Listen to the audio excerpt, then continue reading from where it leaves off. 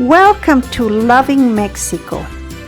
I am Veronica Valdovinos, and today I will continue talking about the period from the independence of Mexico to the consolidation of the Republic, the aftermath of the Mexican independence.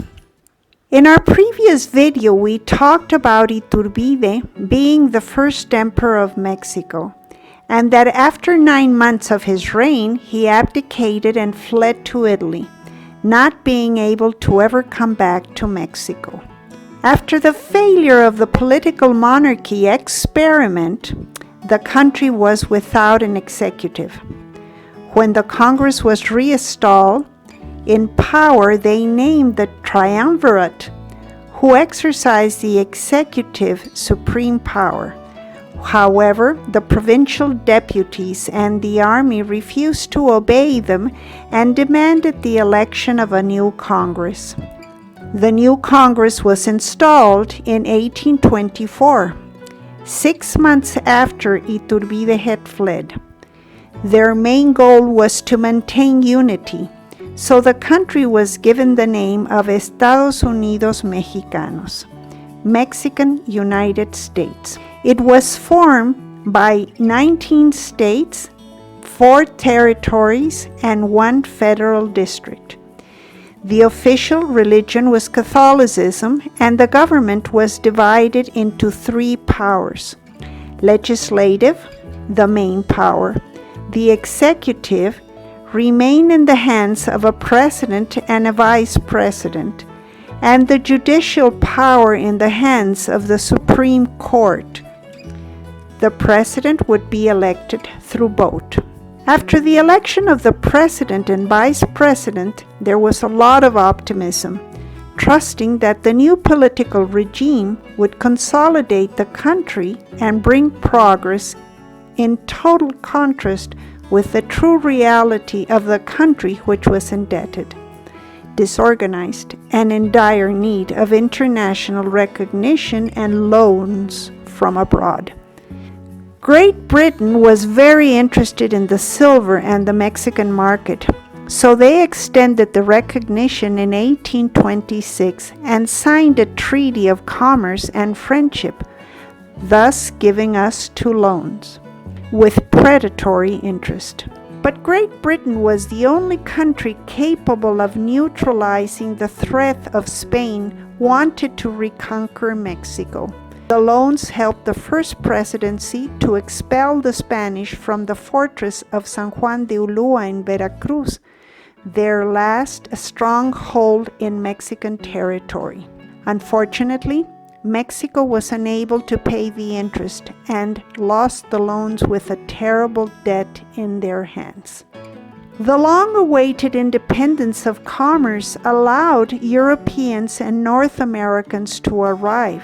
However, commerce was paralyzed during 2 decades due to bad communications, insecurities, and high costs of arriería and the lack of a flexible coin. In 1829, the copper coin was introduced to favor minor transactions. The British were fast to dominate commerce of raw cotton and machinery, and all the deluxe articles were of the interest of France. The free trade had political consequences because some of the merchants were consuls and vice-consuls, and they were intrusive in the political scene and took advantage of their position to get discounts on taxes. Mexican exportations were mainly silver, henequen, vanilla, sugar, and some others, through the ports of Veracruz, Tampico, Matamoros, and Campeche, Sisal, Mazatlán, Guaymas, and San Blas, as well as some of the northern routes which were successful and became a territorial target of our northern neighbor. The wealth of our silver deposits brought British and German capitals to invest in mining. The recovery of the mining industry was very slow, but was able to export around 15 million pesos. Agriculture was also suffering due to the lack of hand labor, insecurity, and lack of transportation. It also took a long time to recover.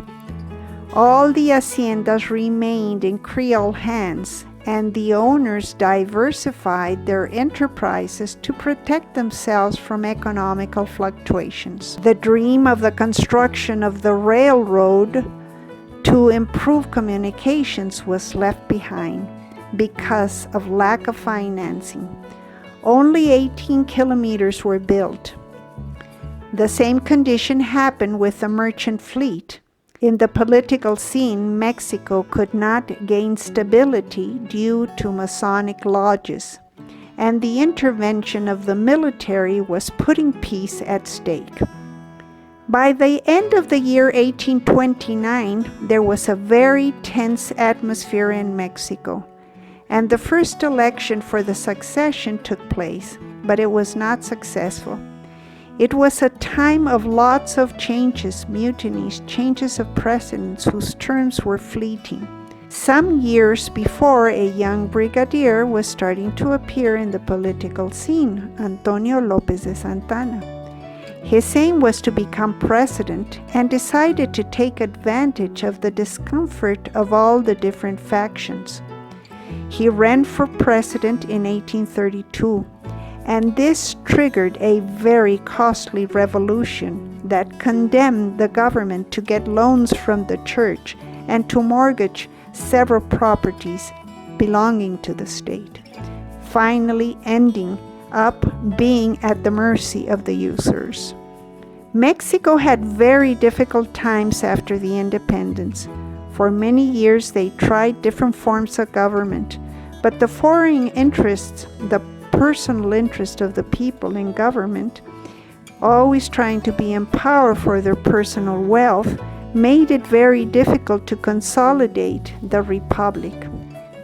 300 years under the dominance of the Spanish and never allowing Mexicans to participate in any way in the government left them without experience.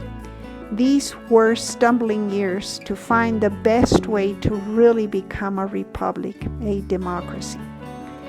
We still had to go through so many We will learn more in the next post, how many years it took to really get to this point in history.